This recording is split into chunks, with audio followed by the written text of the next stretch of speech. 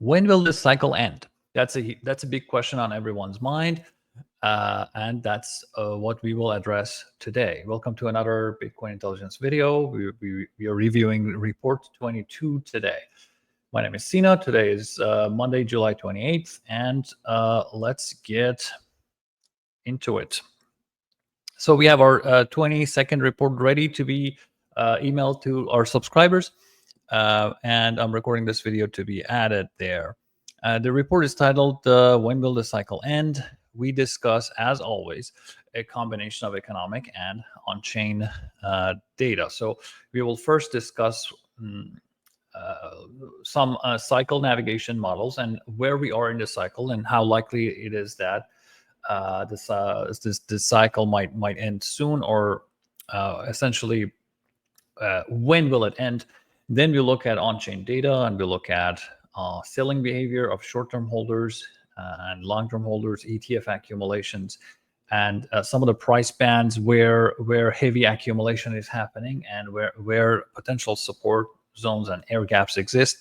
Lastly, in our monetary mechanics section, Renault looks at the important events that are happening with the Fed and the attack campaign that Bessent and Trump are waging against Powell to get him to drop the rates, as well as TGA refill dynamics and the stealth QE that Renault discusses. All right, so moving to the first part of the report, which I want to discuss in this video. And again, we have each of our sections, including on-chain and monetary mechanics, have their own video clips. If you want to access all that together with the full report, you need to join Bitcoin Intelligence from 21stcapital.com/BI. All right. So when will the cycle end? Now, the way I will answer this, and really simplify this, is by mentioning or painting a picture and a mental model about bubbles. Essentially, my point in this discussion is bubbles form when price runs too fast. How do we know it's too fast? When it is much faster than the long-term trend. How do we capture long-term trend? Bitcoin quantile model captures that. You can find live charts for this on our platform. And it is a curve, obviously, on a log chart. On a log linear chart, and the curve is capturing the channel that demonstrates the long-term trend that Bitcoin has been following in the 15 or so years since 16 years since its inception. And that trend has a particular slope at any time, and when price moves up much faster than that, then we enter bubbles. Why is that? Because the long-term trend shows how fast actual capital and actual human beings are adopting Bitcoin and how fast the network is growing. Price can appreciate faster than that for a variety of reasons, including hype, reflexivity, temporary supply shocks where for a period of time too many people are trying to buy on exchanges and there aren't many coins yet. And for all these reasons, the market might be very thin and fragile, and a little bit of a buy pressure could lead to massive price appreciation. But these are not sustainable, right? And a super simple way to measure that is to see how fast the price has been appreciating compared to the long-term trend and how deviated the current price is from what the trend would suggest. This is exactly what the Bitcoin quantile model does, and it captures the risk score, captures all these dynamics into a single number, the risk score or current quantile, that goes from 0% to 100% and shows us the risk level. Right now, that number is at 68. When it gets to 80, that's the risk region. When it gets to 90 and more, it's the danger region where we have always topped in the past. But generally, anything above 80 is in the hot zone, basically. Now, if you look at cycle one, you see that we topped. Essentially, we entered a bubble when the price began rising too fast and faster than the long-term trend.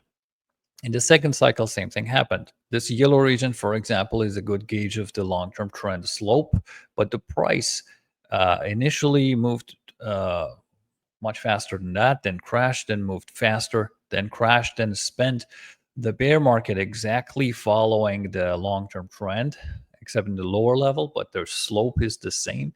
In the beginning of the third cycle, price began running too fast, way faster than the long-term trend would suggest. And again, it was not sustainable. Once it reached the danger zone, it crashed. Then we spent a year or two, more or less, following the trend. And then the fourth cycle began. Price ran fast, way faster than this channel would suggest. And of course, it was not sustainable. It crashed once, crashed another time, spiked another time, and then crashed again. Then it spent more than a year in the purple region following the exact trend. So when this happens, price might appreciate, but um, risk does not, because appreciation is exactly matching the speed of long-term adoption. Then we initially got a fast appreciation after ETF approval, and all the stuff with BlackRock and friends took us from the bottom of the bear market to a new all-time high. And then that was obviously faster than the average trend. We did correct back down, and we've spent pretty much all of our time since then in that green region. Just recently moved to the yellow region and trying to stay on the boundary. But overall, roughly speaking, last 2 years has been just Bitcoin appreciating in price. If I get closer, appreciating in price, exactly following the trend parallel to the sides of this channel. So price has appreciated, for example, from 70 to 120 here, but risk has not. So valuation is the same. All the price appreciation has been just following the same trend, and no bubble is visible here, right? If Bitcoin begins running fast and gets to, say, by the end of the year, for example, gets to 200 or 300, that would give us a really steep slope. That would be much faster than the long-term trend, and that's a great indication that we are entering a bubble. And these people who are on social media saying that, okay, this year I'll see $1 million, then the next year I'll see price reaching to crazy levels.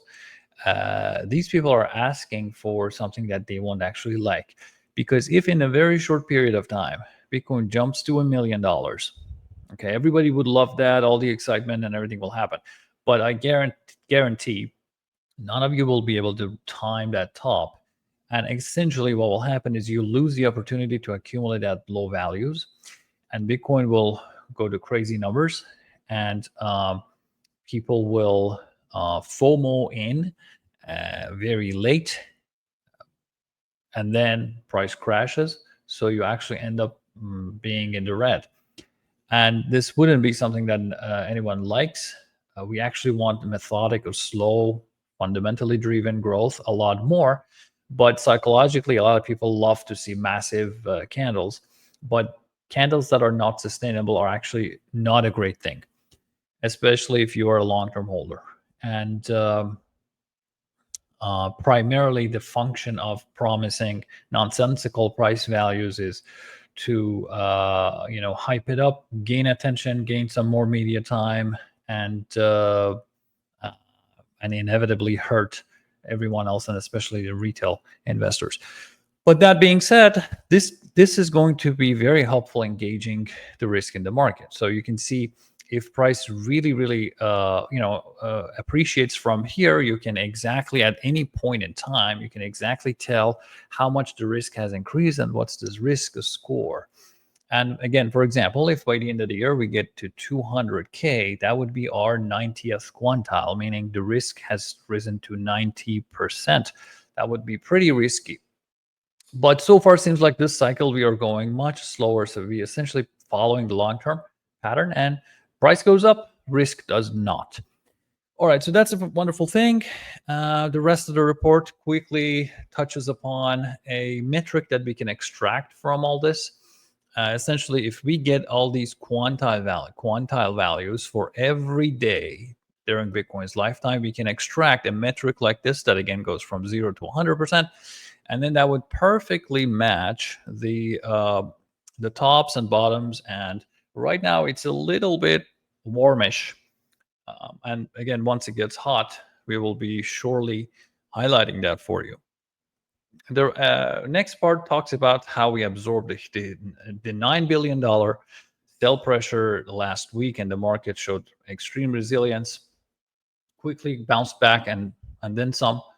And then we get into our on-chain analysis. Wizard has his clip, as always, reviewing the report, but you can dive in for more details. Very interestingly, he shows accumulation is happening at between 100 and I'd say maybe around 107 to around 118. Heavy accumulation is happening. We had also highlighted these levels in the past, and there's a very particular reason why Bitcoin dropped all the way to 114 and then came back up. These were actually accumulation regions that we had highlighted in the past. You also see that again in this chart. 117 and 118 is getting a major bid here. New accumulation and new base is forming. If that is broken, we have an air gap. Then we will fall back to the next level, which is at around 100. Extremely strong place. So if you see an analysis that says, hey, we are actually going back below 100 or something, it's very unlikely based on this chart, at least based on where we are right now. The longer we hold at these levels, 118 will also get stronger and be a much more powerful base and support. Another super interesting, super important chart that Wizard highlights is the standard deviation bands around the short-term holder MVRV. This is very indicative. 114 was exactly half a standard deviation above where we are. And typically, this is a great indicator of risk from a different model and from a different perspective, and it shows the levels and the price levels that we might get to on how risky they would be. So half a standard deviation is actually 116. We dipped just slightly below it, but that level held. This gives you the range of possible, the highest and lowest historical values that we might get to if market becomes very bullish or bearish. And you see in the past, it has done a great job capturing the highs and lows, and basically short-term holder behavior is determining a lot of market movements. So we move on by discussing the profit and loss ratio to see how fast people are realizing profits, and look at ETFs. ETFs have been doing fantastic, except this just last episode. If, possible indication of flows are slowing, but generally billions, tens of billions of dollars have been accumulated, and you obviously lots of detail that you need to review here, but we move quickly to the monetary mechanics section. Here, Renault is discussing what Besant and the team are doing about liquidity and treasury general account. We have been highlighting this for a long time, saying that refill of TGA is going to be bad for liquidity, but looks like Renault is finding evidence that Besant is trying a stealth, very slow QE to avoid surprising the market. He also reviews what's happening with Trump's trade negotiations and the pressure campaign that they are holding against Jay Powell. There's a lot more, of course. This report, when I was submitting it, was 25 pages. Lots of work goes into this, and we really hope that you guys like it. If you like this video and you're not a subscriber, you can definitely subscribe on our website. We publish 52 reports, one a week, and it's valued by a lot of our audience, and we hope you enjoy that too. Well, thanks a lot for your attention, and I'll see you next week.